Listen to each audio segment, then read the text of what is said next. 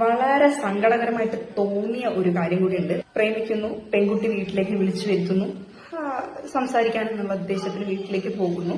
അവിടെ ചെല്ലുമ്പം അവര് തമ്മിൽ ഒന്ന് തട്ടിയും മുട്ടിയും കാര്യങ്ങളൊക്കെ പറഞ്ഞിട്ട് ഇരിക്കുന്ന രീതിയിൽ, അതായത് അവർ തമ്മിൽ ഒരു ഫിസിക്കൽ റിലേഷൻഷിപ്പിലേക്ക് ഏർപ്പെട്ടിട്ടില്ല എന്നുണ്ടെങ്കിൽ പോലും ഏർപ്പെടുന്ന ആ ഒരു ഫീൽഡിലേക്ക് എത്തുന്ന ഒരു കാര്യങ്ങളൊക്കെ എത്തുമ്പോൾ വീട്ടുകാർ വരുന്നു, ഇത് കാണുന്നു, ചെക്കനെ പിടിക്കുന്നു, നേരെ പോലീസിലേക്ക് ഏൽപ്പിക്കുന്നു.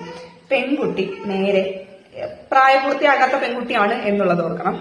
ഇവള് എന്താണ്, വീട്ടുകാര് ഇങ്ങനെ പറയുന്നു, ഇങ്ങനെയാണ് പോലീസിൽ ഇങ്ങനെ മൊഴി കൊടുക്കണമെന്ന് പറയുന്നു, അത് കൊടുക്കുന്നു. ഇനി എങ്ങനെ മൊഴി കൊടുത്താലും പ്രായപൂർത്തിയാകാത്ത പെൺകുട്ടിയാണ്. ചെക്കന് 24 വയസ്സായ ചെക്കനാണ്, പ്രായപൂർത്തിയാകാത്ത പെൺകുട്ടിയാണ്. അവന്റെ കാര്യം തീർന്നില്ലേ? 10-20 വർഷം ജയിലിൽ കിടക്കാനുള്ള എല്ലാ യോഗവും അനുവദിച്ചു കൊണ്ടുള്ള ഒരു പോക്കാണ് ആ പോകുന്നത്.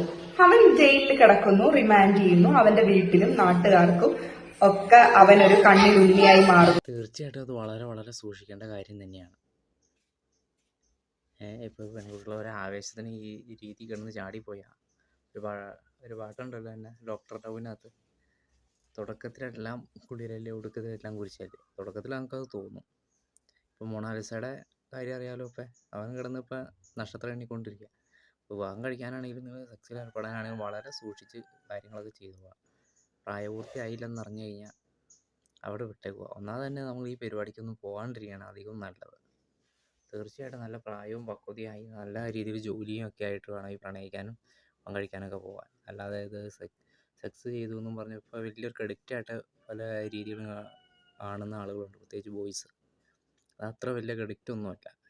എന്തെങ്കിലും ചീത്തപ്പേരുണ്ടാവാൻ ഒരു നിമിഷം കാര്യം മതി. ഒരു നിമിഷത്തെ കാര്യം മതി. ആ ഒരു മിനിറ്റ് ഒന്ന് അറിഞ്ഞാൽ മതി, അല്ലെങ്കിൽ പോലീസ് പിടിച്ചാൽ മതി, അപ്പോൾ അവിടെ തീരും ഈ വീമ്പ് കുറച്ചിലൊക്കെ. അപ്പോൾ അതുകൊണ്ട് വളരെ വളരെ സൂക്ഷിക്കുക.